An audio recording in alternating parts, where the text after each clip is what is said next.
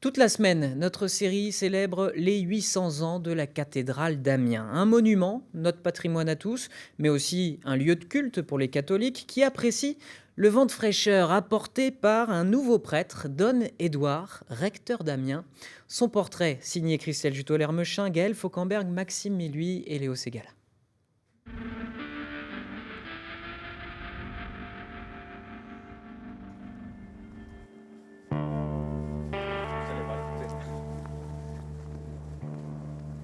Ne vous fiez pas aux apparences, la soutane ne fait pas le prêtre.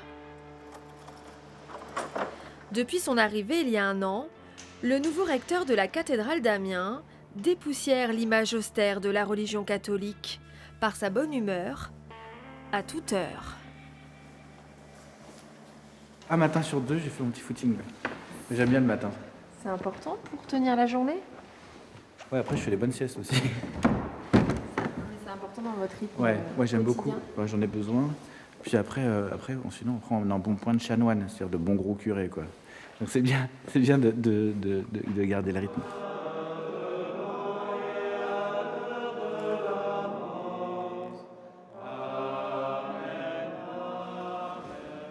Le corps du Christ. Servir Dieu avec sérieux sans se prendre au sérieux, telle est la devise de Don Édouard.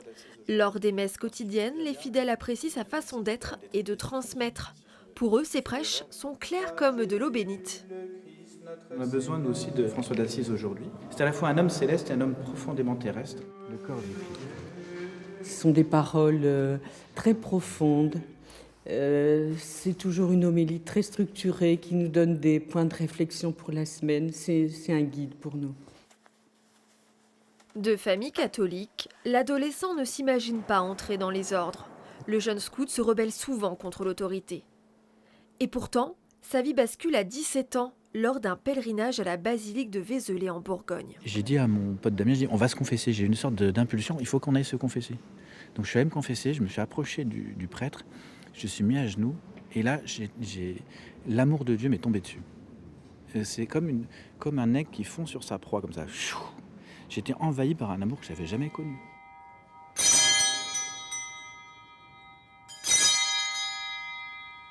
Tous les matins, la vie de Don Édouard est baignée dans cette atmosphère méditative, mais durant la journée, il devient aussi un guide patrimonial pour les touristes. À peu près 100 ans, je me trompe peut-être de quelques années après la construction de la cathédrale, ils sont aperçus qu'elle commençait à faire comme ça.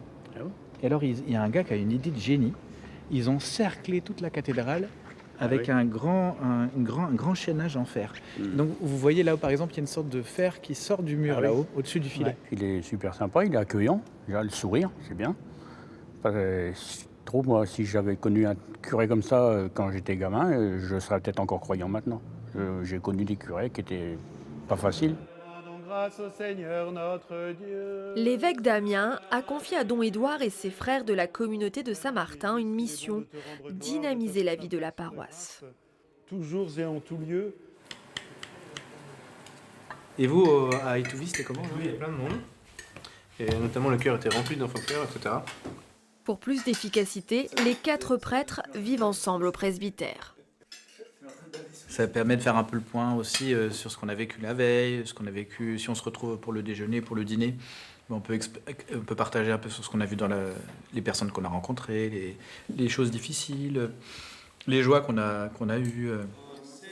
Tel le personnage de Don Camillo, rien ne l'impressionne. Don Édouard espère accomplir un petit miracle, que le pape en personne vienne célébrer les 800 ans de la cathédrale Notre-Dame d'Amiens. Direction un autre lieu de culte amiénois, l'église Saint